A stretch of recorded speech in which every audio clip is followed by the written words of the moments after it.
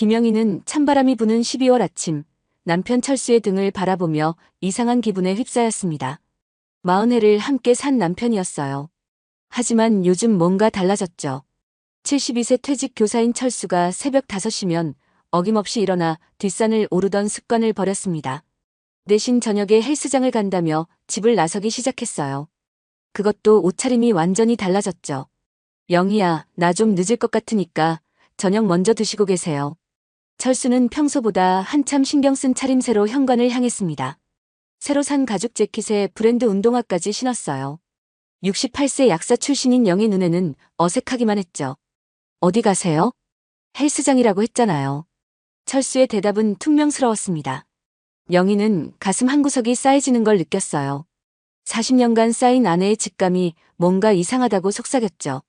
젊은 시절 약국을 운영하며 온갖 사람들을 상대해온 그녀였습니다. 사람의 표정과 행동 변화를 읽는 건 전문가 수준이었어요. 철수의 행동은 단순한 노년기 취미 활동 그 이상이었죠. 할머니, 할아버지 왜 요즘 맨날 나가세요? 8살 손자 민준이가 영희의 무릎에 안기며 물었습니다. 딸 수정이가 간호사로 야근을 할 때면 영희가 손자를 돌봐주고 있었어요. 할아버지도 친구들이 있으시거든. 영희는 애써 웃으며 답했지만 속마음은 편치 않았죠. 철수가 말하는 헬스장 친구들에 대한 구체적인 이야기는 한 번도 들어본 적이 없었습니다. 며칠이 흘렀어요. 철수의 외출은 더욱 잦아졌습니다. 그리고 집에 있을 때도 자꾸 휴대폰을 들여다보고 있었어요. 누군가와 문자를 주고받는 모습이었죠. 어느 날 오후 영희는 우연히 철수의 휴대폰을 보게 되었습니다. 화면에 떠오른 메시지는 그녀의 심장을 얼어붙게 만들었어요. 오빠, 오늘 저녁에 꼭 시간 내주세요. 중요한 얘기가 있어요. 마이너스 민정. 민정? 영희는 철수가 아는 모든 사람의 이름을 기억하고 있었습니다. 40년 결혼 생활 동안 민정이라는 이름의 여자는 없었어요. 특히 오빠라고 부르는 젊은 여자는 더더욱 없었죠. 영희의 손이 덜덜 떨렸습니다. 가슴 깊숙한 곳에서 뭔가가 툭 하고 끊어지는 소리가 났어요. 이럴 리 없어. 우리 철수가 그럴 리 없어. 혼자 중얼거리며 부정하려 했지만 직감은 계속 경고음을 울렸죠. 그날 저녁 철수는 평소보다 더욱 들뜬 모습으로 외출 준비를 했습니다. 동창회 모임이 있어서요. 좀 늦을 수도 있어요. 하지만 영희는 알고 있었어요. 철수의 고등학교 동창회는 항상 토요일 오후에 열렸습니다. 오늘은 화요일이었죠. 정말 동창회예요? 영희가 조심스럽게 물었어요. 그렇다고 했잖아요. 왜 자꾸 확인해요? 철수의 목소리에 짜증이 섞였습니다. 영희는 순간 마음이 움츠러들었어요. 40년간 한 번도 이런 식으로 말한 적 없던 남편이었죠. 철수가 나간 후 영희는 잠들지 못하고 거실에 앉아 기다렸습니다. 40년간 한 번도 의심해 본 적 없던 남편을 의심하고 있는 자신이 초라했어요. 하지만 몸에 밴 직감은 속일 수 없었죠. 시계 바늘이 천천히 돌아갔습니다. 밤 11시, 12시. 새벽 1시가 넘어서야 철수가 돌아왔어요.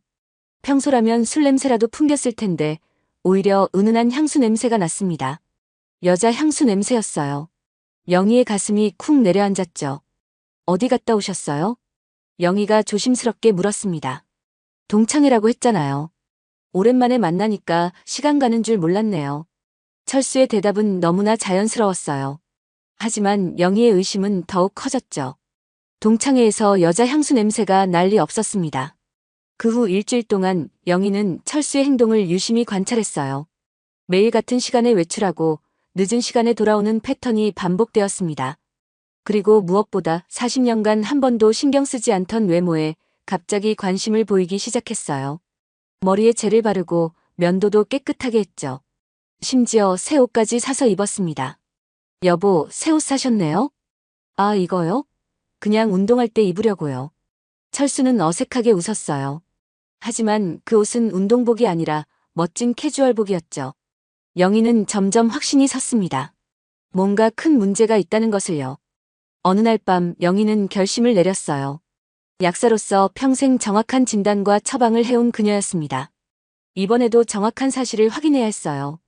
결혼 40년, 이제 진실을 알 때가 되었죠. 다음 날 오후 영희는 철수를 따라 나섰습니다. 가슴이 두근두근 뛰었어요. 이런 일을 해본 적이 없었거든요. 철수는 평소처럼 헬스장에 간다며 집을 나섰습니다. 하지만 그가 향한 곳은 헬스장이 아니었어요. 부산 해운대구의 번화가를 지나 그가 도착한 곳은 화려한 간판이 달린 성형외과였습니다. 아름다운 세상 성형외과. 영희의 다리에 힘이 빠졌어요. 성형외과라니. 72세 남자가 성형외과에 무슨 일로 가는 걸까요?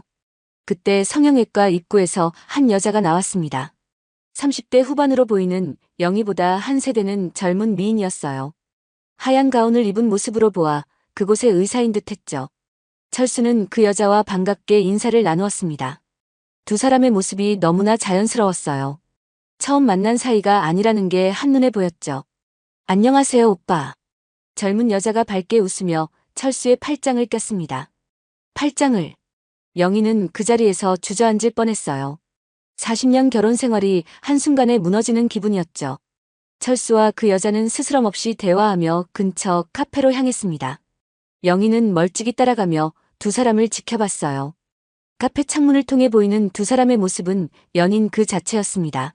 손을 맞잡고 마주보며 웃고 있었어요. 영희의 눈에서 눈물이 흘러내렸죠. 이게 꿈이었으면 좋겠어. 하지만 현실이었습니다. 냉혹한 현실이었어요. 약 1시간 후 두 사람은 카페에서 나왔습니다. 헤어지면서 그 여자가 철수의 뺨에 가볍게 뽀뽀를 했어요. 영희는 그 순간 온몸이 얼어붙었습니다. 다리에 힘이 풀려 근처 벤치에 주저앉았죠. 어떻게 이럴 수가 있어? 40년이라는 세월이 한순간에 물거품이 되는 기분이었어요. 집으로 돌아오는 길 영희의 마음은 복잡했습니다. 분노와 슬픔, 그리고 배신감이 뒤섞였어요. 하지만 무엇보다 당황스러웠죠. 이제 어떻게 해야 할지 모르겠었습니다. 집에 도착해서도 영희는 멍하니 앉아 있었어요. 평생 성실한 교사로, 그리고 모범적인 남편으로 살아온 철수였습니다. 그럼 그가 어떻게 이럴 수 있을까요? 저녁 시간이 되어 철수가 돌아왔어요. 다녀왔습니다. 평소와 똑같은 인사였습니다. 하지만 영희 눈에는 모든 게 거짓으로 보였어요. 운동 잘하셨어요? 영희가 담담하게 물었습니다. 네, 땀 좀 흘렸네요. 철수는 태연하게 답했어요. 하지만 몸에서는 여전히 그 여자의 향수 냄새가 났죠. 영희는 참을 수 없었습니다. 여보, 정말 헬스장에 다녀오신 거예요? 왜 그래요? 갑자기. 철수의 표정이 경계하는 빛으로 바뀌었어요. 그냥 궁금해서요. 영희는 더 이상 묻지 않았습니다. 하지만 마음속으로는 결심했어요. 이 문제를 반드시 해결하겠다고요. 그날 밤 영희는 잠들지 못했습니다. 40년 결혼 생활을 되돌아보며 밤새 뒤척였어요. 3번의 유산 끝에 어렵게 낳은 딸 하나, 그 딸이 시집간 후 함께 키운 손자, 그리고 은퇴 후 조용한 노후를 꿈꾸던 계획들이 모두 흔들리고 있었죠. 다음 날 아침 영희는 딸 수정에게 전화를 걸었습니다. 수정아, 엄마 좀 이상한 얘기를 해도 놀라지 마.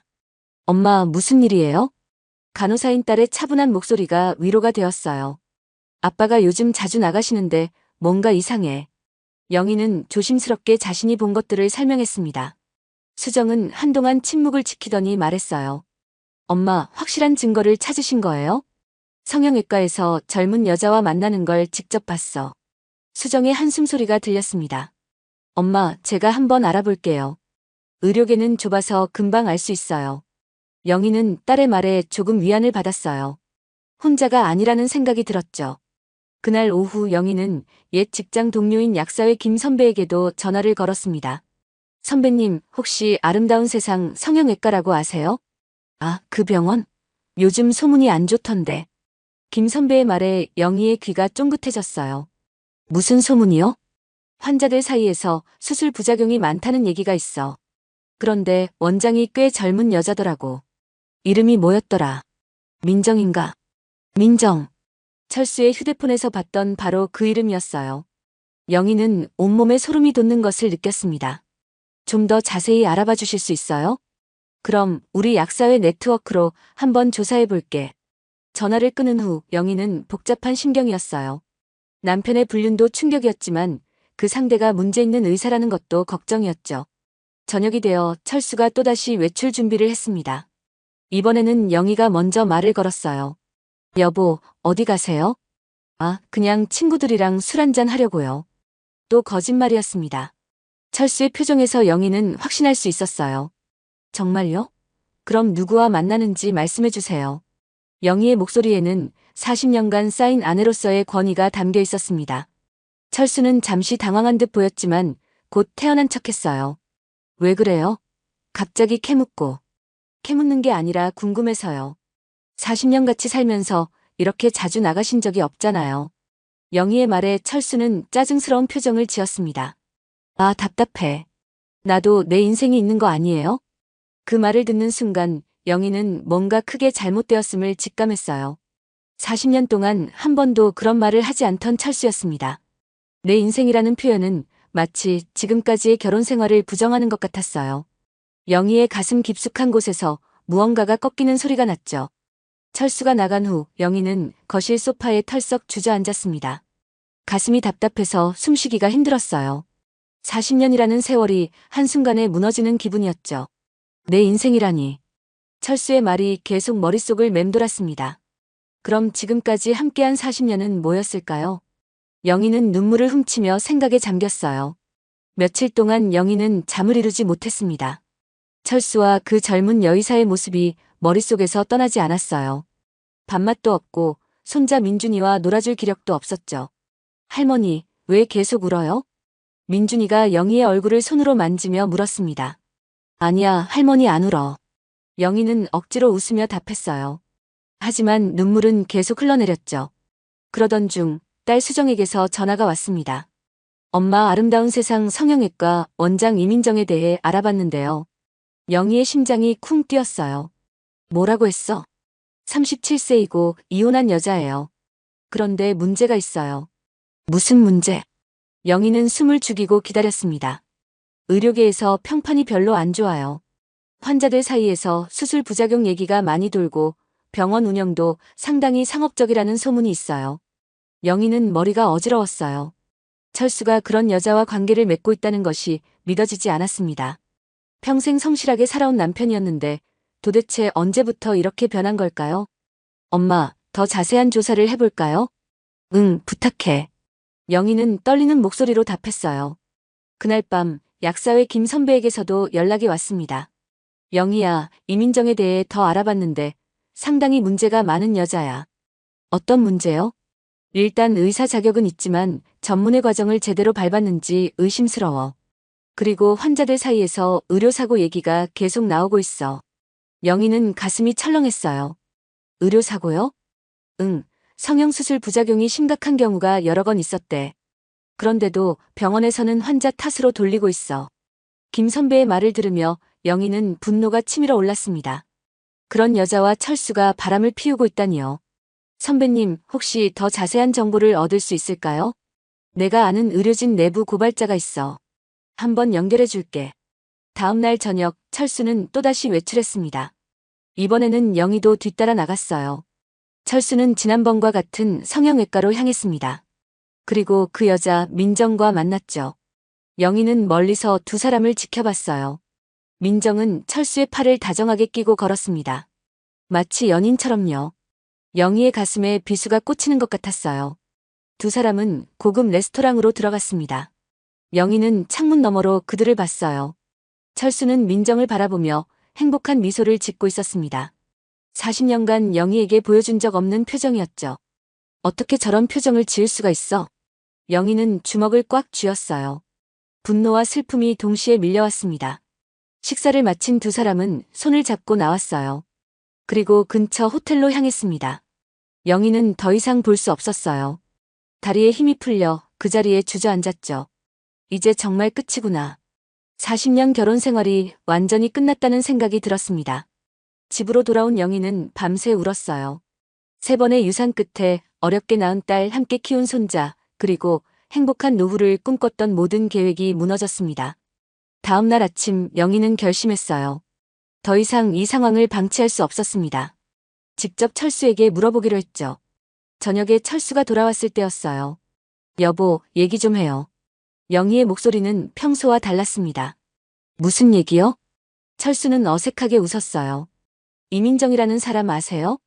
순간 철수의 얼굴이 굳어졌습니다. 왜? 갑자기 그런 걸 물어보세요? 대답 안 하셔도 알겠어요. 그 여자와 바람 피우시는 거죠? 영희의 목소리는 떨리고 있었지만 40년간 쌓인 아내로서의 자존심이 그녀를 지켜주고 있었어요. 철수는 한동안 말이 없었습니다. 그러더니 마침내 입을 열었어요. 그래요. 이제 알았으니까 할 말이 있어요. 그의 목소리에는 더 이상 미안함이나 죄책감이 담겨 있지 않았습니다. 오히려 해방감 같은 것이 느껴졌어요. 민정이는 의사예요. 성공한 여자고 나를 필요로 해요. 철수의 말은 계속되었습니다. 당신과는 달라요. 젊고 예쁘고 능력도 있어요. 영희의 가슴을 빗으로 찌르는 말들이었어요. 40년간 그를 위해 헌신한 세월이 한순간에 무너지는 기분이었죠. 그럼 이혼하자는 거예요? 영희는 떨리는 목소리로 물었습니다. 그렇게 됐으면 해요. 이제 새로운 인생을 시작하고 싶어요. 철수의 대답은 너무나 차갑고 단호했어요.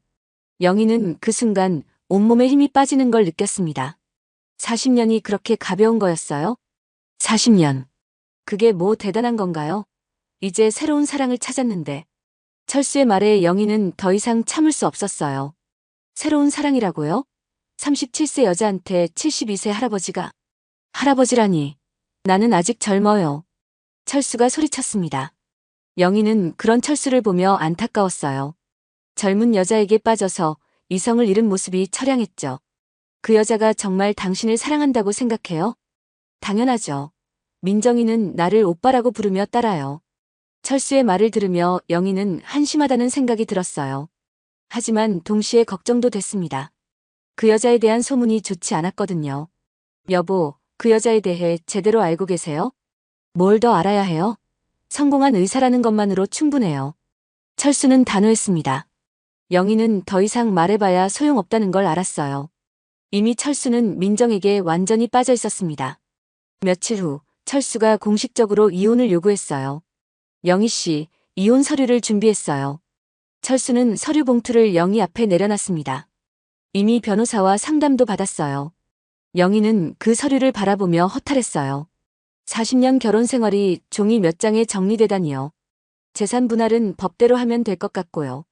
철수는 마치 사무적인 일을 처리하듯 말했습니다. 집은 어떻게 할 거예요? 영희가 물었어요.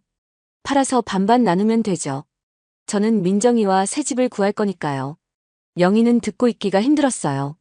하지만 참았습니다. 아직 할 일이 남아 있었거든요. 그날 밤 영희는 딸 수정에게 전화했어요. 수정아, 아빠가 이혼하자고 해. 엄마, 정말 그런 얘기를 하셨어요? 수정의 목소리에 충격이 담겨 있었습니다. 응, 서류까지 준비해왔어. 엄마, 괜찮으세요? 괜찮을 리 없지. 하지만 어쩔 수 없는 것 같아. 영희는 담담하게 말했어요. 사실 마음은 무너져 내리고 있었지만 딸 앞에서는 강한 모습을 보여주고 싶었습니다. 엄마, 그 여자에 대해 더 조사해봤는데요. 수정이 조심스럽게 말을 꺼냈어요. 뭔가 이상한 점이 많아요. 어떤 점? 일단 의료사고가 너무 많아요. 그리고 병원 운영 방식도 문제가 있고요. 영희는 귀를 기울였습니다. 더 자세히 말해줘. 제가 아는 간호사 선배가 그 병원에서 일한 적이 있는데요. 환자들을 돈으로만 본다고 하더라고요. 수정의 말에 영희는 점점 확신을 갖게 되었어요. 민정이라는 여자에게 뭔가 큰 문제가 있다는 것을요. 그리고 엄마, 이상한 게 하나 더 있어요. 뭔데? 그 여자가 병원을 여러 개 운영한다고 하는데 37세에 그게 가능한 일인지 의심스러워요. 영희도 그 부분이 궁금했어요. 성형외과 원장이 되려면 오랜 수련 과정을 거쳐야 하는데 37세에 병원을 여러 개나 운영한다는 게 이상했습니다. 좀 더 알아봐 줄 수 있어? 네, 엄마. 제가 계속 조사해 볼게요. 전화를 끊은 후 영희는 마음을 다잡았어요. 단순히 남편을 잃은 것에 대한 슬픔만 있는 게 아니었습니다. 뭔가 더 큰 문제가 숨어 있다는 직감이 들었어요. 다음 날 약사회 김 선배에게서 또 연락이 왔습니다. 영희야, 이민정에 대해 충격적인 정보를 얻었어. 무슨 정보요? 영희의 심장이 빨리 뛰기 시작했어요. 그 여자 의대 졸업장이 가짜일 가능성이 높대. 가짜요? 영희는 깜짝 놀랐습니다. 해외 의대 졸업했다고 하는데 그 대학에 문의해봤더니 졸업생 명단에 없다는 거야. 그럼 아마 돈 주고 가짜 졸업장을 샀을 가능성이 커. 영희는 온몸에 소름이 돋았어요. 가짜 의사가 환자들을 수술하고 있다는 뜻이었습니다. 그럼 지금까지 수술받은 환자들은 어떻게 되는 거예요? 큰 문제야. 의사 면허 자체가 부정하게 취득된 거라면 모든 의료 행위가 불법이 되는 거거든. 영희는 이제 상황의 심각성을 깨달았어요. 단순히 남편을 빼앗긴 문제가 아니라 수많은 환자들이 피해를 보고 있는 의료사기 사건이었습니다. 철수는 이런 여자에게 속아 넘어간 거였어요. 선배님, 이 정보가 확실한 건가요? 내가 아는 의료진 내부 고발자가 직접 조사한 거야. 신뢰할 만해. 영희는 머릿속이 복잡해졌습니다. 이 사실을 철수에게 말해야 할까요? 아니면 다른 방법이 있을까요? 영희야, 이 문제를 그냥 넘길 수는 없어. 더 많은 피해자가 생기기 전에 뭔가 조치를 취해야 해. 김 선배의 말이 영희의 마음을 움직였어요. 40년간 약사로서 환자들을 돌봐온 그녀였습니다. 의료진의 책임감을 누구보다 잘 알고 있었죠. 선배님, 어떻게 하면 될까요? 일단 더 많은 증거를 모아야 해. 그리고 언론에 제보하는 것도 고려해 볼 수 있고. 영희는 그날 밤 잠들지 못하고 고민했어요. 개인적인 복수로 끝낼 것인가, 아니면 더 큰 정의를 위해 나설 것인가. 다음 날 아침 영희는 결심을 내렸습니다. 40년간 약사로서 환자들을 돌봐온 자신의 직업 정신을 믿고 이 문제를 사회에 알리기로 했어요. 더 이상의 피해자가 생기는 것을 막아야 했습니다. 하지만 그 전에 한 가지 해야 할 일이 있었어요. 민정이 철수에게 어떤 제안을 할지 직접 확인해 보는 것이었습니다. 영희는 철수에게 말했어요. 여보, 이혼 서류에 도장 찍기 전에 그 여자를 한번 만나보고 싶어요. 왜요?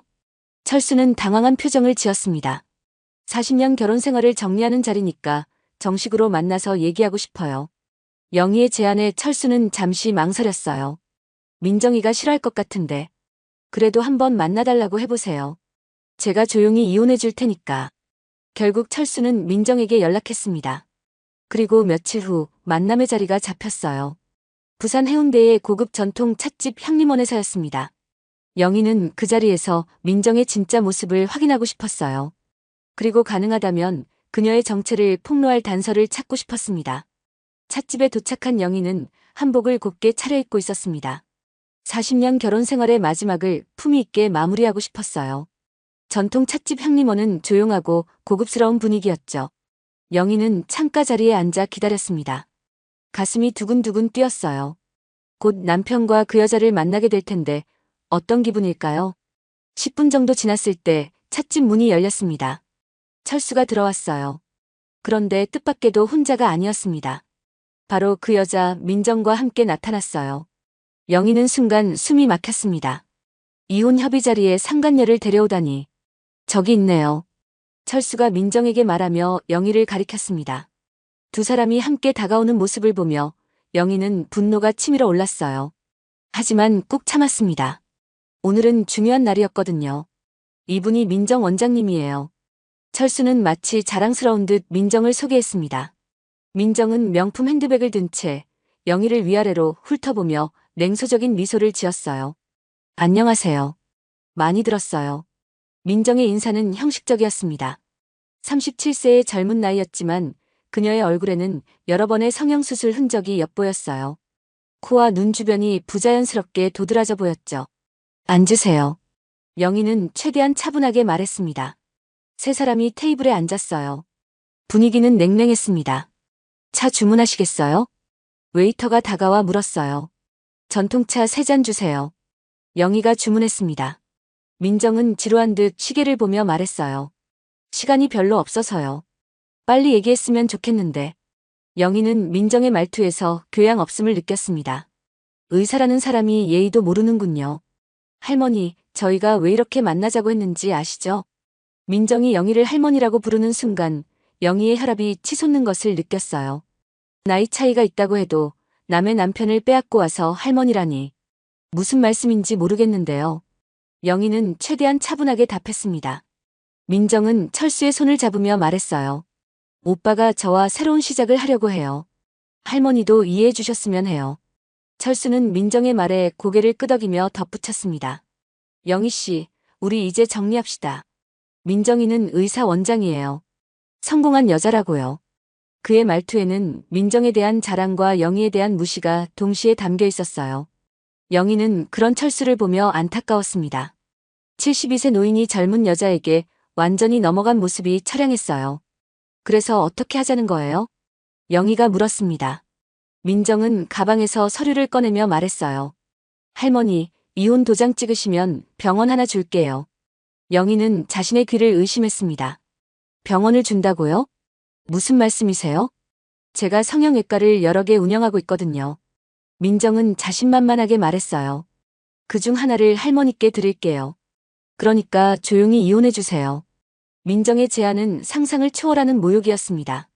40년 결혼 생활을 병원 하나로 매도하다니. 영희는 분노로 온몸이 떨렸어요.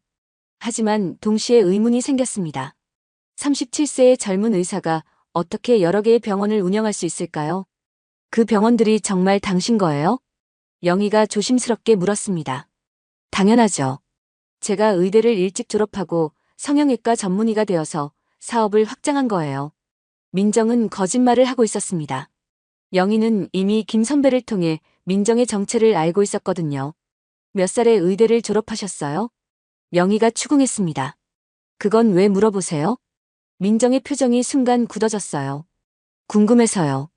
37세에 병원을 여러 개 운영한다는 게 신기해서. 제가 똑똑해서 빨리 졸업했어요. 민정은 어색하게 웃었습니다. 철수가 끼어들었어요. 영희 씨, 민정이가 얼마나 성공한 여자인지 아세요? 나이도 젊고 능력도 있고. 나는 이런 여자와 새로운 인생을 시작하고 싶어요. 영희는 철수의 말을 들으며 슬픔보다는 실망감이 더 컸어요. 40년간 함께한 남자가 이렇게 철없는 사람이었나 싶었습니다. 72세의 나이에 37세 여자에게 빠져서 이성을 잃은 모습이 가여웠어요. 그럼 그 병원을 언제 보여주실 거예요? 영희가 갑자기 물었습니다. 민정과 철수가 놀란 표정을 지었어요. 좋아요. 도장 찍어드릴게요. 하지만 조건이 있어요. 영희의 말에 두 사람이 더욱 당황했습니다. 약속하신 병원을 먼저 보여주세요. 확인하고 나서 도장 찍을게요. 민정은 당황한 듯 보였지만 곧 웃으며 말했어요. 그럼요. 언제든지 보여드릴 수 있어요. 하지만 영희는 그녀의 눈빛에서 무언가 숨기고 있다는 느낌을 받았습니다. 그럼 언제 볼 수 있을까요? 다음 주쯤? 민정이 애매하게 답했어요. 왜 다음 주예요? 오늘 당장 보면 안 되나요? 영희가 추궁하자 민정의 얼굴이 굳어졌습니다. 지금은 좀 바빠서요. 그럼 내일은 어때요? 내일도 수술이 있어서. 민정은 계속 핑계를 댔어요. 영희는 확신했습니다. 이 여자가 거짓말을 하고 있다는 것을요. 그럼 병원 주소라도 알려주세요. 제가 직접 가볼게요. 그건 왜 굳이 주소까지? 민정이 당황하고 있을 때 철수가 끼어들었어요. 영희 씨, 왜 이렇게 까다롭게 구시는 거예요? 까다로운 게 아니라 확실히 하고 싶은 거예요. 영희는 단호하게 말했습니다. 40년 결혼 생활을 정리하는 일인데 대충 할 수는 없잖아요. 민정이 가방에서 명함을 꺼냈어요. 이게 제 병원 명함이에요. 영희가 명함을 받아보니 아름다운 세상 성형외과라고 적혀 있었습니다. 이게 주실 병원이에요? 아니요. 이건 제가 운영하는 병원 중 하나고요. 드릴 병원은 따로 있어요. 그럼 그 병원 이름이 뭐예요? 민정이 또 당황했어요. 뷰티라인 클리닉이에요. 주소는요? 해운대구. 센텀시티 쪽에 있어요. 민정의 답변은 너무 애매했습니다. 구체적인 주소도 안 알려주고 병원 이름도 확실하지 않았어요. 영희는 점점 확신이 섰습니다.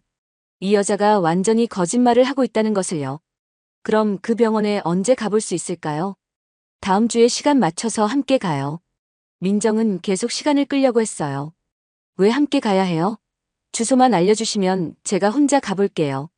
그건 병원 관리상 미리 연락하고 가야 해서요. 영희는 이제 확실히 알았습니다.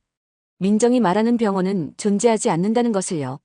원장님, 혹시 의사 면허증 좀 보여주실 수 있어요? 영희가 갑자기 물었습니다. 민정의 얼굴이 새파랗게 질렸어요. 왜? 면허증을요? 병원을 주신다는 분이니까 확실한 의사인지 확인하고 싶어서요. 그건 지금 가지고 있지 않아서. 민정은 말을 흐렸습니다.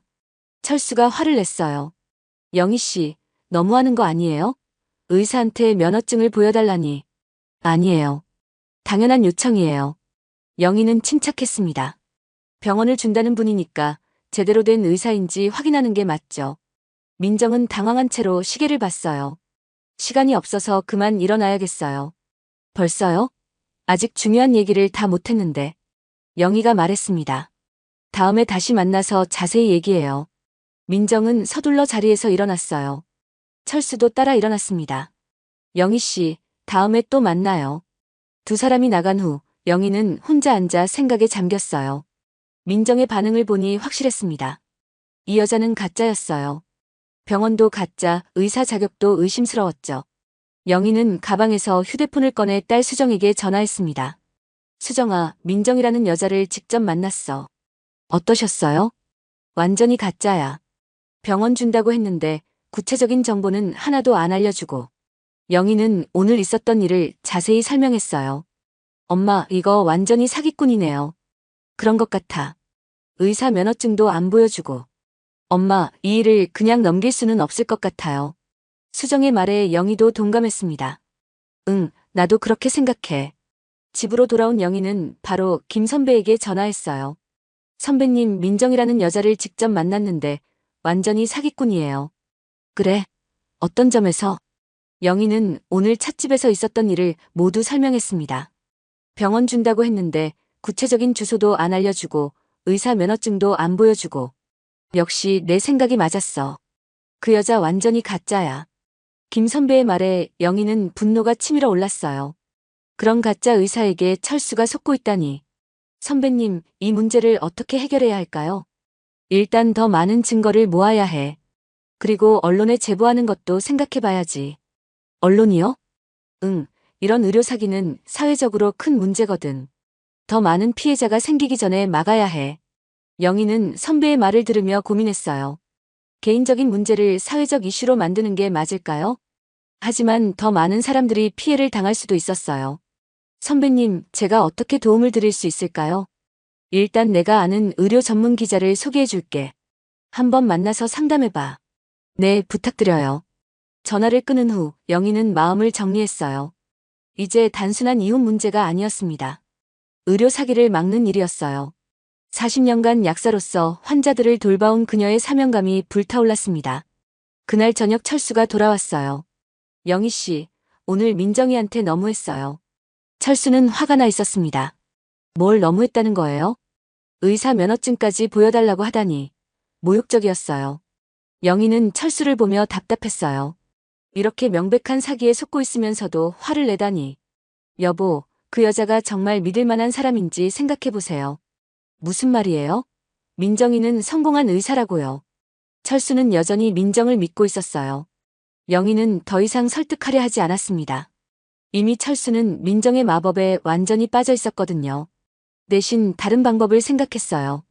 민정의 정체를 완전히 폭로하는 것이었습니다. 그래야 철수도 정신을 차릴 테고 다른 피해자들도 막을 수 있을 테니까요. 며칠 후 김 선배가 연락했어요. 영희야, 의료 전문 기자 정현수 씨를 소개해 줄게. 30년 경력의 베테랑이야. 정말요? 언제 만날 수 있을까요? 내일 오후에 시간 되면 만나자고 하는데. 좋아요. 꼭 만나고 싶어요. 영희는 드디어 본격적인 행동에 나설 수 있게 되어 기뻤어요. 민정이라는 가짜 의사를 폭로할 기회가 온 것이었습니다.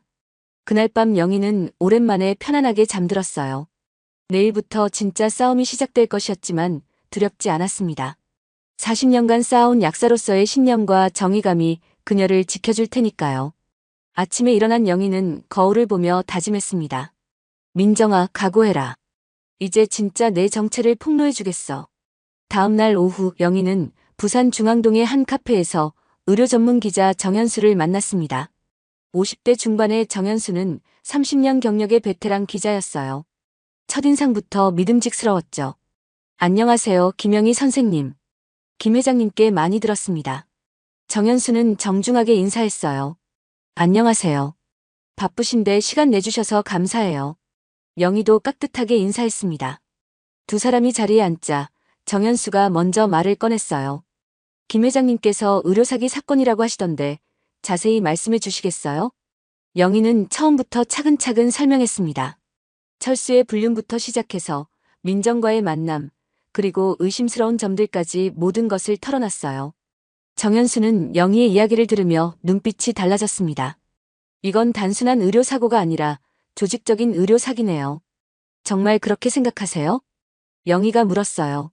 네, 가짜 학력으로 의사 면허를 취득하고 무자격으로 수술을 하면서 보험 사기까지 저질렀다면 이건 중대한 범죄입니다.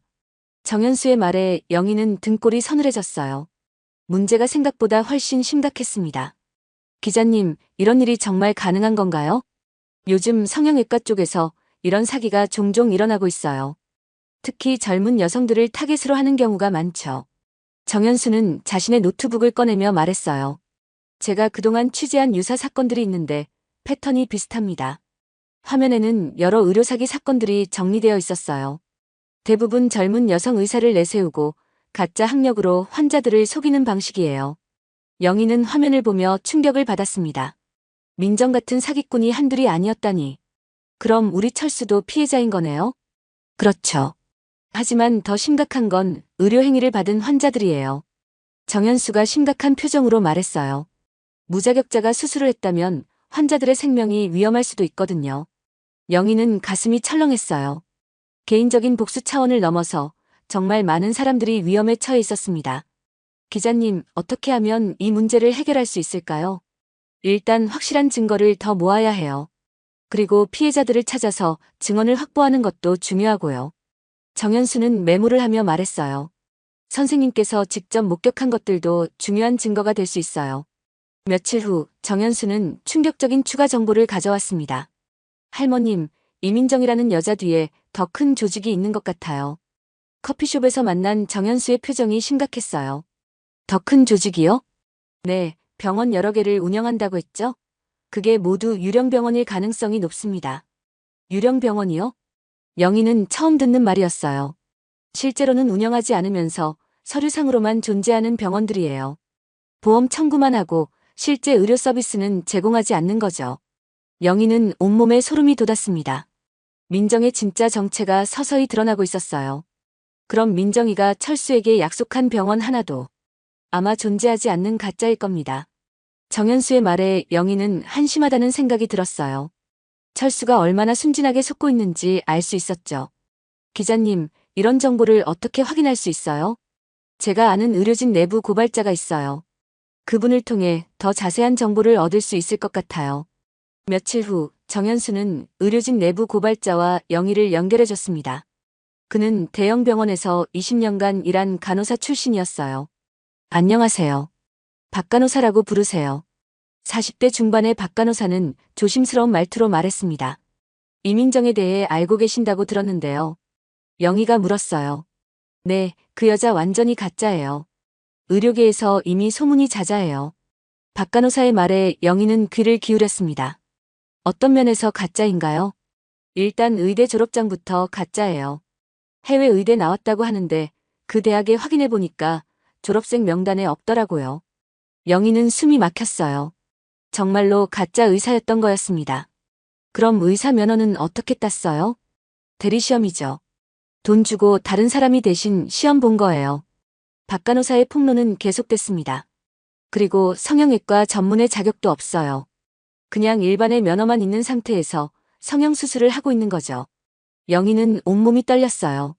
무자격자가 환자들의 얼굴을 칼로 자르고 있다는 뜻이었습니다. 그럼 지금까지 수술받은 환자들은 많은 피해를 보고 있어요. 저도 그 병원에서 나온 환자들을 여러 명 봤는데 상태가 심각했어요. 박 간호사는 가방에서 사진들을 꺼냈어요. 이건 민정이 병원에서 수술받고 부작용이 생긴 환자들 사진이에요. 사진을 본 영희는 충격을 받았습니다. 얼굴이 심하게 일그러지고 염증이 생긴 젊은 여성들의 모습이었어요. 이렇게 심각한 부작용이? 네, 무자격자가 수술하니까 이런 일이 생기는 거죠. 영희는 가슴이 아팠어요. 꽃 같은 나이에 이런 피해를 당한 젊은이들이 안타까웠습니다. 병원에서는 뭐라고 해요? 환자 탓으로 돌려요. 체질상 부작용이 생겼다, 관리를 잘못했다 이런 식으로. 박 간호사의 말에 영희는 분노가 치밀어 올랐어요. 환자들을 속이고 망가뜨리고 책임까지 떠넘기다니. 혹시 이런 피해자들과 연락할 수 있을까요? 가능해요. 제가 연결해 드릴게요. 며칠 후 영희는 민정병원의 피해자들을 직접 만났습니다. 첫 번째로 만난 건 20대 대학생 김미영이었어요. 안녕하세요. 연락받고 왔어요. 미영은 마스크를 쓰고 있었지만 눈 주변에 부자연스러운 모습이 보였습니다. 혹시 마스크 벗어도 될까요? 영희가 조심스럽게 물었어요. 미영이 마스크를 벗자 영희는 깜짝 놀랐습니다. 눈 주변이 심하게 함몰되어 있었어요. 이게 쌍꺼풀 수술 받고 나서 이렇게 됐어요. 미영은 울먹이며 말했어요. 처음에는 괜찮을 거라고 했는데 점점 심해졌어요. 영희는 미영의 손을 잡으며 위로했습니다. 많이 힘들었겠어요. 네, 사람들 만나는 것도 무서워졌어요. 학교도 제대로 못 다니고 있어요. 미영의 사연을 들으며 영희는 마음이 아팠어요. 꽃 같은 나이에 이런 상처를 안고 살아가야 한다니. 두 번째로 만난 건 30대 주부 이은정이었어요. 저는 코 수술을 받았는데요. 은정의 코는 심하게 비뚤어져 있었습니다. 수술 받기 전에는 괜찮았는데 지금은 숨쉬기도 힘들어요. 병원에서는 뭐라고 하던가요? 처음에는 붓기라고 했어요. 그런데 6개월이 지나도 그대로더라고요. 은정은 한숨을 쉬었어요. 재수술해달라고 했더니 돈을 더 내라고 하더라고요. 세 번째로 만난 건 40대 회사원 박선이었어요. 저는 지방흡입 수술을 받았는데요. 선이는 허벅지 부분을 가리키며 말했어요. 지금 만져보세요. 울퉁불퉁해요. 영희가 만져보니 정말로 피부가 고르지 않았습니다. 수술 후에 염증도 생겼어요. 지금도 가끔 아파요. 피해자들의 이야기를 들으며 영희는 결심을 굳혔어요. 이런 일이 더 이상 일어나서는 안 된다고 생각했습니다. 여러분 함께 이 문제를 해결해 보시겠어요? 영희가 제안했어요. 어떻게요? 미영이 물었습니다. 언론에 제보해서 민정의 정체를 폭로하는 거예요. 정말 가능한가요? 은정이 반신반의하며 물었어요. 저는 40년간 약사로 일했어요. 의료인미가 얼마나 중요한지 알고 있어요. 영희는 확신에 찬 목소리로 말했습니다. 민정 같은 가짜 의사들을 그냥 놔둘 수는 없어요. 피해자들은 영희의 말에 감동했어요. 저희도 도와드릴게요. 네, 더 이상 피해자가 생기면 안 되니까요. 이렇게 해서 영희는 피해자들과 연대하게 되었습니다. 며칠 후 정현수 기자가 영희에게 연락했어요. 할머님, 민정에 대한 결정적 증거를 찾았어요. 정말요? 뭔가요? 민정의 의대 졸업장이 완전히 가짜라는 확실한 증거예요. 정현수는 흥분한 목소리로 말했어요. 그 해외 대학 측에서 공식 답변을 받았어요. 이민정이라는 이름의 졸업생은 존재하지 않는다고. 영희는 가슴이 두근거렸어요. 드디어 결정적 증거를 찾은 거였습니다. 그리고 더 충격적인 건 민정이 운영한다는 다른 병원들도 모두 가짜였어요. 정말요? 네, 주소지에 가보니까 병원이 아니라 빈 사무실이거나 아예 다른 업체였어요. 영희는 온몸에 소름이 돋았어요. 민정이 철수에게 약속한 병원도 당연히 가짜였을 것입니다. 기자님, 이제 기사를 쓸 수 있겠어요? 네, 충분한 증거가 모였어요. 기자회견도 준비하고 있어요. 영희는 기뻤어요. 드디어 민정의 정체를 세상에 알릴 수 있게 된 거였습니다. 그날 저녁 영희는 철수에게 마지막으로 경고했어요. 여보, 민정이라는 여자에 대해 다시 한번 생각해보세요. 또 그 얘기예요? 지겹네요. 철수는 짜증을 냈어요. 그 여자가 가짜일 수도 있어요. 가짜라니. 민정이는 성공한 의사라고요. 철수는 여전히 민정을 믿고 있었어요. 영희는 더 이상 설득하지 않았습니다. 곧 진실이 밝혀질 테니까요. 며칠 후 정현수 기자가 연락했어요. 할머님, 기자회견 날짜가 정해졌어요. 다음 주 화요일이에요. 정말요? 떨리네요. 할머님께서도 피해자 가족 대표로 발언해 주시면 좋겠어요. 영희는 긴장되었지만 승낙했어요. 40년간 약사로서 쌓아온 신념을 발휘할 때였습니다. 기자회견 전날 밤 영희는 잠들지 못했어요. 내일이면 민정의 정체가 완전히 폭로될 것이었습니다. 그리고 철수도 진실을 알게 되겠죠. 민정아, 내일이면 내 정체가 다 드러날 거야. 영희는 창밖을 바라보며 중얼거렸어요. 그동안 속아 넘어간 사람들에게 미안해해라. 다음 날 아침이 밝았습니다. 영희는 검은색 정장을 입고 기자회견장으로 향했어요. 오늘은 정의를 실현하는 날이었습니다. 부산 언론회관에는 수많은 기자들과 의료사고 피해자들이 모여 있었습니다. 영희도 그 자리에 있었어요. 40년간 조용히 살아온 그녀에게는 생전 처음 경험하는 일이었습니다. 카메라와 마이크가 가득한 회견장을 보니 가슴이 두근거렸어요. 할머님, 긴장하지 마세요. 좋은 일 하시는 거예요. 정현수 기자가 영희를 격려했습니다. 네, 알겠어요. 영희는 심호흡을 하며 마음을 다잡았어요. 오전 10시 기자회견이 시작되었습니다. 정현수 기자가 마이크 앞에 섰어요. 안녕하세요. 부산일보 의료 전문 기자 정현수입니다. 회견장이 조용해졌습니다. 오늘 우리는 부산 지역 성형외과에서 벌어진 대규모 의료사기 사건을 폭로하고자 합니다. 카메라 플래시가 터지기 시작했어요. 아름다운 세상 성형외과 원장 이민정은 가짜 의대 졸업장으로 의사 면허를 취득했습니다. 회견장이 술렁였어요. 그리고 무자격 상태에서 수많은 환자들을 수술해왔습니다. 기자들이 메모를 하기 시작했어요. 또한 실존하지 않는 유령 병원들을 이용해 보험 사기를 저질러왔습니다. 정현수는 준비한 자료를 들어보이며 말했어요. 이것은 이민정의 가짜 의대 졸업장입니다. 그리고 이것은 그 대학에서 받은 공식 답변서입니다. 이민정이라는 졸업생은 존재하지 않는다고 명시되어 있어요. 기자들의 질문이 쏟아지기 시작했어요. 언제부터 이런 사기를 저질러 온 건가요? 피해자 규모는 어느 정도인가요? 보건당국은 왜 이런 일을 방치했나요? 정현수는 차근차근 답변했어요. 최소 3년간 이런 사기를 저질러 온 것으로 보입니다. 현재까지 확인된 피해자만 50명이 넘어요. 보건당국의 관리 소홀도 문제가 있었다고 봅니다. 이제 피해자들의 증언 시간이었어요. 첫 번째로 김미영이 발언대에 섰습니다. 안녕하세요. 저는 이민정 병원에서 쌍꺼풀 수술을 받은 김미영입니다. 미영은 떨리는 목소리로 말했어요. 수술 후 이렇게 되었습니다. 미영이 마스크를 벗자 회견장에서 탄식이 나왔어요. 심하게 함몰된 눈 주변이 고스란히 드러났습니다. 20대 여대생인 제가 이제 사람들 앞에 나서기가 무서워요. 미영의 목소리가 떨렸어요. 학교도 제대로 못 다니고 취업 준비도 못하고 있어요. 회견장의 분위기가 숙연해졌습니다. 두 번째로 이은정이 나섰어요. 저는 코 수술을 받았는데 지금 숨쉬기도 힘든 상태입니다. 은정의 비뚤어진 코를 본 기자들이 충격을 받았어요. 아이가 둘 있는 엄마인데 이런 모습으로 아이들 앞에 서기가 부끄러워요. 은정은 울먹이며 말했어요. 제 수술비로 또 1,000만 원을 요구하더라고요. 우리 같은 서민이 어디서 그런 돈을 구해요? 세 번째로 박선희가 증언했어요. 저는 지방흡입 수술 후 심각한 부작용을 겪고 있습니다. 선희는 허벅지 사진을 보여줬어요. 울퉁불퉁하고 염증이 생긴 모습에 기자들이 놀랐습니다. 병원에서는 제 관리 탓이라고 하더라고요. 무책임하기 그지없어요. 피해자들의 증언이 끝나고 이제 영희의 차례였어요. 영희는 떨리는 다리로 발언대에 섰습니다. 40년간 조용히 살아온 그녀에게는 큰 도전이었어요. 안녕하세요. 저는 40년간 약사로 일한 김영희입니다.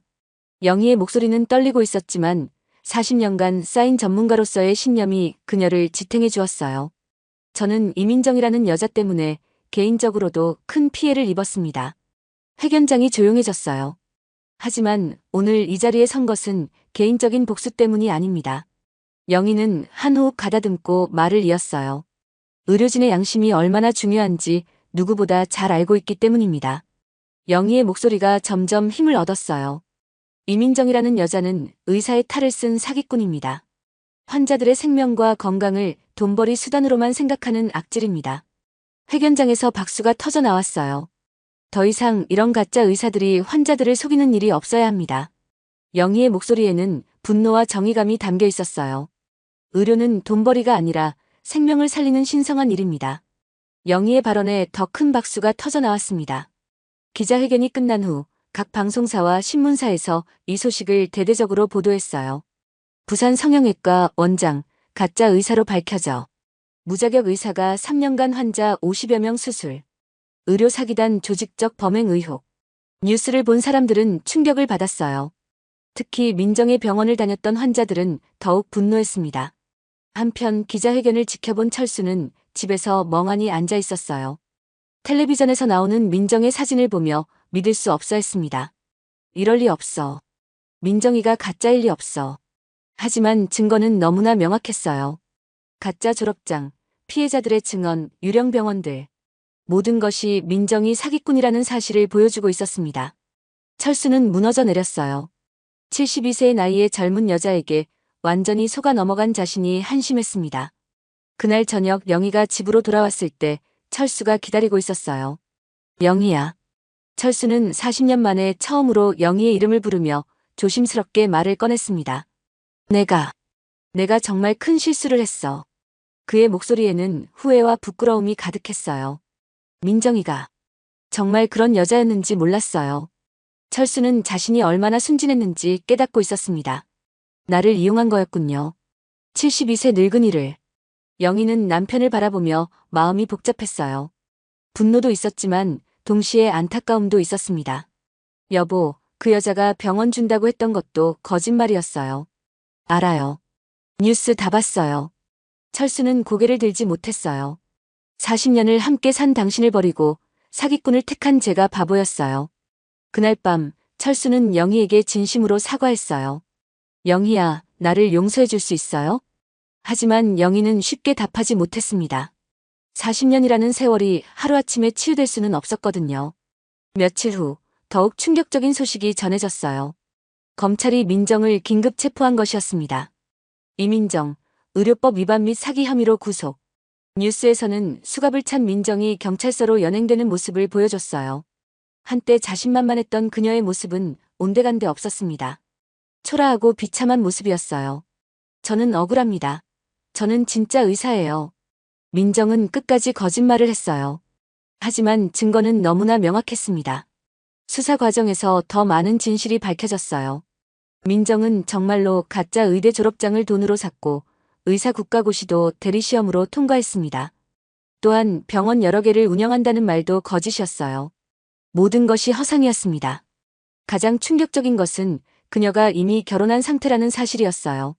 철수에게는 이혼했다고 거짓말을 한 것이었습니다. 그녀의 남편은 또 다른 의료 사기에 연루된 인물로 밝혀졌어요. 민정은 조직적으로 의료 사기를 저지르고 있었던 것입니다. 영희야, 나는 정말 바보였어요. 철수는 영희 앞에서 눈물을 흘렸어요. 40년 동안 당신이 얼마나 소중한 사람인지 모르고 살았어요. 그 여자의 병원도 가짜였고 나한테 준다던 병원도 거짓말이었어요. 철수의 고백을 들으며 영희는 착잡했습니다. 남편이 사기를 당한 것을 보니 분노보다는 측은함이 앞섰어요. 여보, 이제 정신 차리셨어요? 네. 늦었지만 정신 차렸어요. 철수는 진심으로 반성하는 모습이었어요. 한 달 후 법원에서 민정에 대한 1심 판결이 내려졌습니다. 피고인 이민정에게 징역 3년 및 의사 면허 영구 박탈을 선고한다. 재판장에서 판사의 선고가 떨어졌어요. 또한 피해자들에게 총 5억 원의 배상금을 지급하라. 민정은 판결을 듣고 주저앉았어요. 한때 성공한 의사 행세를 하며 철수 같은 남자들을 속였던 그녀의 최후였습니다. 영희는 방청석에서 그 모습을 지켜봤어요. 복잡한 감정이 들었습니다. 복수는 달성했지만 마음이 시원하지만은 않았어요. 판결 후 민정의 병원 앞에서 그녀가 오열하는 모습이 뉴스에 나왔습니다. 제발, 한 번만 기회를 주세요. 하지만 이미 늦었어요. 그녀의 범죄는 너무나 심각했고 피해자들의 상처는 깊었습니다. 그날 저녁 영희와 철수는 40년 만에 처음으로 진솔한 대화를 나눴어요. 영희야, 나를 용서해 줄 수 있어요? 철수의 물음에 영희는 한동안 생각했습니다. 용서는 시간이 필요해요. 영희는 솔직하게 말했어요. 하지만 우리가 다시 시작할 수 있을지는 당신 행동에 달려 있어요. 철수는 고개를 끄덕였어요. 앞으로 평생 당신만 바라보고 살겠어요. 며칠 후 딸 수정이 손자 민준이와 함께 놀러 왔습니다. 할머니, 할아버지가 요즘 착해졌어요. 민준이의 말에 모두가 웃었어요. 철수는 정말로 변한 것 같았습니다. 엄마, 아빠가 이제 진짜로 후회하고 계시는 것 같아요. 수정이 말했어요. 그리고 이번 일로 많은 환자들이 도움을 받게 됐어요. 엄마가 한 일이 정말 의미 있었어요. 영희는 딸의 말에 뿌듯함을 느꼈어요. 개인적인 상처가 사회적 정의로 승화된 것이었습니다. 그날 오후 영희에게 특별한 연락이 왔어요. 보건복지부에서 의료윤리 자문위원으로 위촉하고 싶다는 제안이었습니다. 40년간의 약사 경험과 이번 사건에서 보여주신 정의감을 인정받은 것입니다. 담당자는 정중하게 설명했어요. 앞으로 이런 의료 사기를 예방하는 일에 도움을 주시면 좋겠습니다. 영희는 기쁘게 수락했어요. 자신의 경험이 더 큰 의미로 활용될 수 있다는 것이 감사했습니다. 한편 민정 사건을 계기로 의료계 전반에 대한 점검이 이루어졌어요. 가짜 의사들을 걸러내는 시스템이 강화되었고 환자들의 권익 보호도 개선되었습니다. 영희의 용기 있는 고발이 사회 전체에 긍정적인 변화를 가져온 것이었어요. 몇 달 후 영희는 전국 각지에서 의료윤리 강연 요청을 받기 시작했습니다. 의사는 환자의 부모 마음이어야 합니다. 영희의 강연은 많은 의료진들에게 감동을 주었어요. 돈이 아니라 생명을 생각하는 것이 진정한 의료진입니다. 그녀의 메시지는 전국으로 퍼져나갔습니다. 1년이 흘렀습니다. 영희는 전국 각지를 다니며 의료윤리 강연을 하고 있었어요.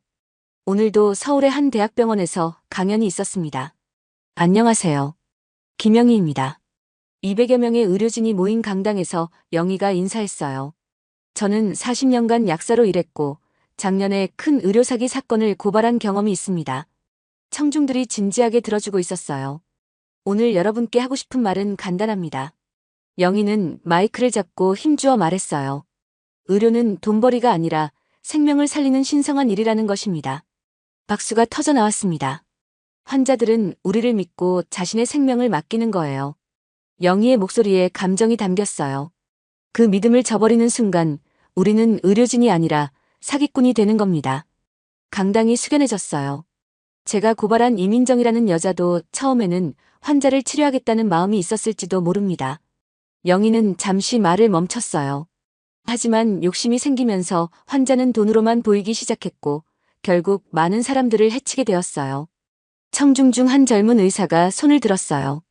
선생님, 요즘 의료계 현실이 녹록하지 않은데 어떻게 이상만 추구할 수 있을까요? 영희는 그 질문을 예상하고 있었어요. 물론 현실적인 문제도 있어요. 하지만 기본 원칙만은 지켜야 합니다. 환자에게 필요 없는 수술을 권하거나 과도한 치료비를 요구해서는 안 되죠. 영희의 답변에 많은 의료진들이 고개를 끄덕였어요. 작은 양심의 타협이 결국 큰 범죄로 이어질 수 있어요. 강연이 끝난 후 많은 의료진들이 영희에게 감사 인사를 전했어요. 선생님 덕분에 초심을 되찾게 되었어요. 앞으로 환자를 대할 때 더욱 신중하겠습니다. 영희는 뿌듯한 마음으로 집으로 향했어요. 자신의 아픈 경험이 이렇게 좋은 일에 쓰이다니 기분이 좋았습니다. 부산 집에 도착하니 철수가 저녁을 준비하고 있었어요. 다녀오셨어요? 강연 잘 되셨나요? 1년 전과는 완전히 다른 모습이었습니다. 예전의 건방진 태도는 온데간데 없고 영희를 배려하는 모습이었어요. 네, 잘했어요. 고마워요. 영희는 소파에 앉으며 답했어요. 오늘 저녁은 뭐예요? 영희 씨가 좋아하는 미역국이랑 생선구이 했어요. 철수는 앞치마를 두르고 있었습니다. 40년 결혼 생활 동안 한 번도 요리를 해본 적 없던 그가 이제는 영희를 위해 직접 음식을 만들고 있었어요. 요리 실력이 늘었네요. 영희 씨한테 배우고 있어요.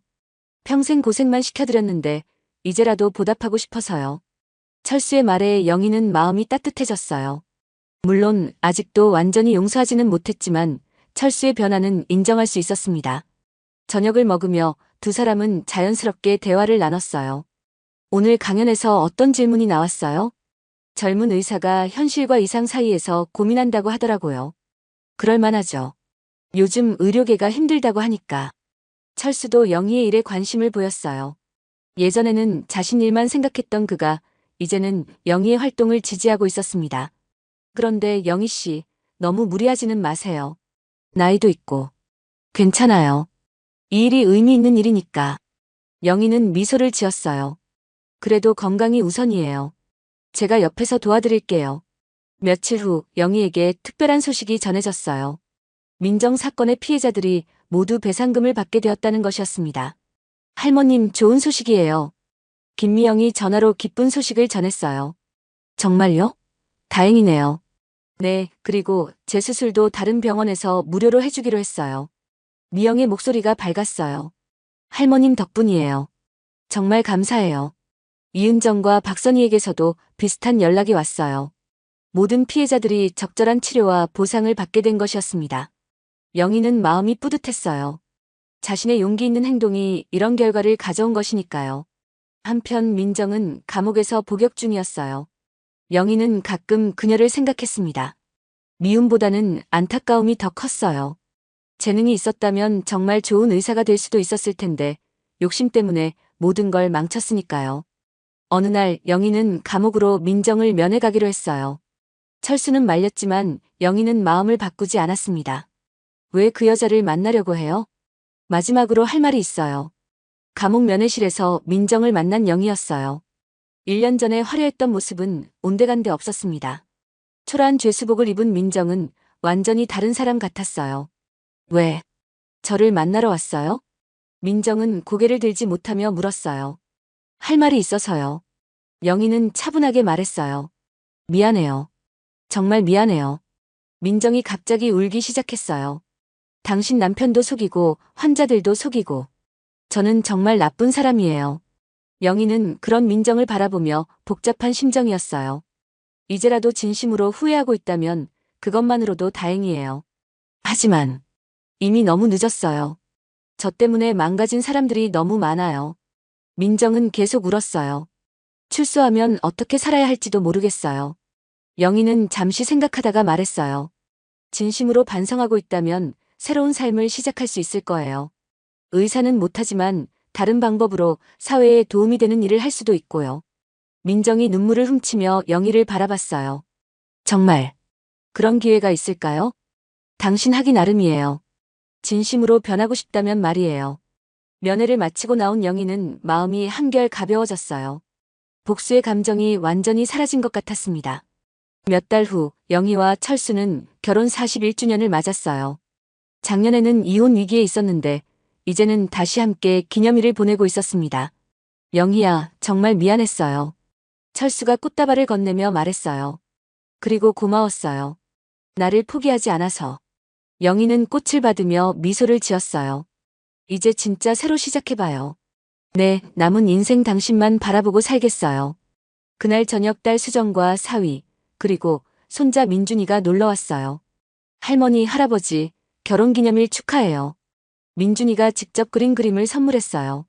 할머니와 할아버지가 손을 잡고 웃고 있는 그림이었습니다. 우와, 민준이가 정말 잘 그렸네. 영희는 손자를 안으며 기뻐했어요. 할머니, 할아버지 이제 안 싸워요? 응, 이제 안 싸워. 할아버지가 착해졌거든. 할아버지도 할머니처럼 착한 사람이 됐어요? 그렇지, 할아버지도 이제 착한 사람이야. 가족들이 함께 웃으며 시간을 보냈어요. 1년 전의 위기가 오히려 가족을 더 단단하게 만들어준 것 같았습니다. 며칠 후 영희는 또 다른 특별한 제안을 받았어요. 한국약사회에서 의료인의 명예 고문으로 위촉하고 싶다는 것이었습니다. 영희 선생님의 용기와 신념을 인정해서 드리는 제안입니다. 약사회 회장이 직접 전화를 걸어왔어요. 후배 약사들에게 올바른 길을 제시해 주셨으면 합니다. 영희는 기쁘게 수락했어요. 평생 약사로 살아온 보람을 느끼는 순간이었습니다. 그해 겨울 영희는 전국 약사대회에서 기조연설을 하게 되었어요. 존경하는 약사 여러분, 안녕하세요. 천여 명의 약사들이 모인 대회장에서 영희가 인사했어요. 저는 여러분과 같은 길을 40년간 걸어온 김영희입니다. 박수가 터져 나왔어요. 오늘 여러분께 강조하고 싶은 것은 우리 약사의 사명감입니다. 영희의 목소리가 대회장에 울려 퍼졌어요. 환자들은 우리를 믿고 약을 복용합니다. 그 믿음을 저버려서는 안 됩니다. 돈이 목적이 되어서는 안 되고 환자의 건강이 최우선이 되어야 합니다. 청중들이 고개를 끄덕이고 있었어요. 제가 작년에 겪은 일을 통해 깨달은 것은 의료진의 양심이 얼마나 소중한지입니다. 영희는 자신의 경험담을 들려주었어요. 개인적으로는 힘든 시간이었지만 그 경험이 많은 사람들을 도울 수 있게 되어서 보람을 느끼고 있습니다. 연설이 끝나고 기립박수가 이어졌어요. 많은 약사들이 영희에게 감사 인사를 전했습니다. 선생님 덕분에 약사의 자긍심을 다시 느꼈어요. 앞으로 환자를 대할 때 더욱 신중하겠습니다. 영희는 뿌듯한 마음으로 집으로 돌아왔어요. 2년이 흘렀습니다. 영희는 이제 전국적으로 유명한 의료윤리 전문가가 되어 있었어요. 각종 매체에서 인터뷰 요청이 끊이지 않았고 강연 일정도 빼곡했습니다. 하지만 무엇보다 기쁜 것은 가정이 평화로워진 것이었어요. 철수는 정말로 변했습니다. 매일 아침 영희를 위해 아침 식사를 준비하고 영희가 외출할 때는 배웅도 해주었어요. 조심히 다녀오세요. 건강이 제일 중요해요. 네, 걱정 마세요. 영희는 철수의 변화에 만족하고 있었어요. 비록 민정 사건으로 큰 상처를 받았지만 결과적으로는 더 나은 관계가 되었으니까요. 어느 날 영희는 민정에게서 편지를 받았어요. 감옥에서 보낸 편지였습니다. 김영애 선생님께. 영희는 편지를 열어보았어요. 선생님, 안녕하세요. 이민정입니다. 먼저 진심으로 사과드립니다. 선생님 가정에 큰 상처를 드려서 정말 죄송합니다. 편지는 진심 어린 사과로 시작되었어요. 감옥에서 지내면서 제 잘못을 깊이 반성하고 있습니다. 선생님께서 면회 오셔서 해주신 말씀을 계속 생각하고 있어요. 출소하면 정말로 새로운 삶을 시작하고 싶습니다. 민정의 편지에는 진심이 담겨 있는 것 같았어요. 의료진은 못 되겠지만 다른 방법으로 사회에 도움이 되는 일을 하고 싶어요. 선생님처럼 진정한 의료윤리를 전파하는 일에 작은 보탬이라도 되고 싶습니다. 영희는 편지를 읽으며 복잡한 심정이었어요. 민정이 정말로 변했다면 그것만으로도 의미 있는 일이었습니다. 며칠 후 영희는 민정에게 답장을 보냈어요. 진심으로 반성하고 있다면 새로운 기회가 있을 거예요. 하지만 말보다는 행동으로 보여주세요. 출소 후에 정말로 의미 있는 일을 하신다면 그때 다시 연락하세요. 시간이 흘러 민정이 출소했다는 소식을 들었어요. 그녀는 정말로 새로운 삶을 시작했습니다. 의료사기 예방 교육을 하는 단체에서 자원봉사를 시작한 것이었어요. 저 같은 실수를 하지 마세요. 민정은 젊은 의료진들에게 자신의 경험을 솔직하게 털어놓았어요. 욕심을 부리는 순간 모든 것을 잃게 됩니다. 민정의 증언은 많은 의료진들에게 경각심을 주었어요. 영희는 그 소식을 들으며 기뻤습니다. 민정이 정말로 변화한 것 같았거든요. 3년 후 영희는 70세를 맞았어요. 생일 파티에는 가족들과 함께 의료계 동료들도 참석했습니다. 영희 선생님 생일 축하드려요. 선생님 덕분에 의료계가 많이 깨끗해졌어요. 사람들의 축하 속에서 영희는 감회가 깊었어요. 3년 전 민정 사건으로 큰 아픔을 겪었지만 그것이 이렇게 좋은 결과로 이어질 줄은 몰랐습니다. 할머니 축하해요. 손자 민준이가 케이크를 들고 왔어요. 이제 11살이 된 민준이는 할머니의 일을 자랑스러워했습니다.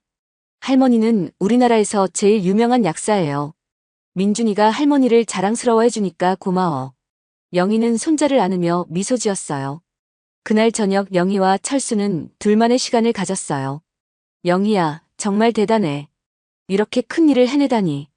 철수는 진심으로 아내를 존경하고 있었어요. 당신 덕분이에요. 힘든 시기에 함께 버텨줘서. 아니야, 내가 문제를 일으켰는데. 이제 그런 얘기는 그만해요. 우리 앞으로만 보자고요. 두 사람은 손을 잡고 창밖을 바라봤어요. 부산 앞바다에 석양이 지고 있었습니다. 영희야, 앞으로도 계속 이런 좋은 일 하고 싶어? 당연하죠. 건강이 허락하는 한 계속할 거예요. 그럼 내가 계속 옆에서 도와줄게. 고마워요. 영희는 철수의 손을 꽉 잡았어요. 위기를 통해 더욱 단단해진 그들의 사랑이었습니다. 현재 영희는 여전히 전국을 다니며 의료윤리 강연을 하고 있어요.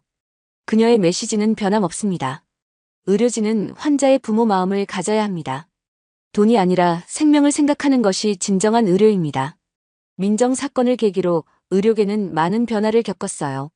가짜 의사를 걸러내는 시스템이 강화되었고 환자들의 권익도 향상되었습니다.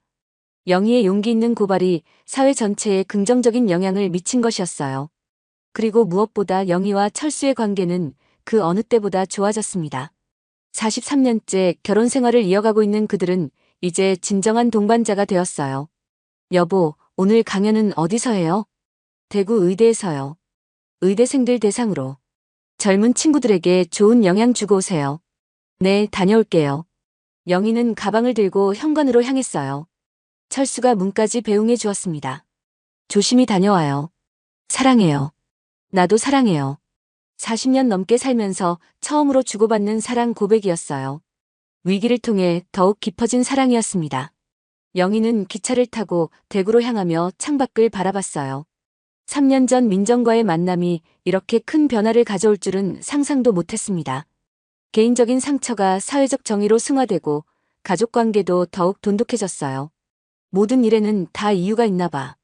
영희는 혼자 중얼거리며 미소를 지었어요. 앞으로도 그녀의 의료윤리 전파 활동은 계속될 것입니다. 한 사람의 용기가 얼마나 많은 변화를 만들어낼 수 있는지를 보여준 영희의 이야기는 많은 사람들에게 감동과 교훈을 주고 있어요. 그리고 철수와의 사랑도 계속 이어질 것입니다. 40년의 결혼 생활을 거쳐 새롭게 시작하는 그들의 사랑 이야기는 아직 끝나지 않았어요. 진정한 사랑은 나이와 시간을 초월한다는 것을 보여주는 아름다운 결말이었습니다. 완.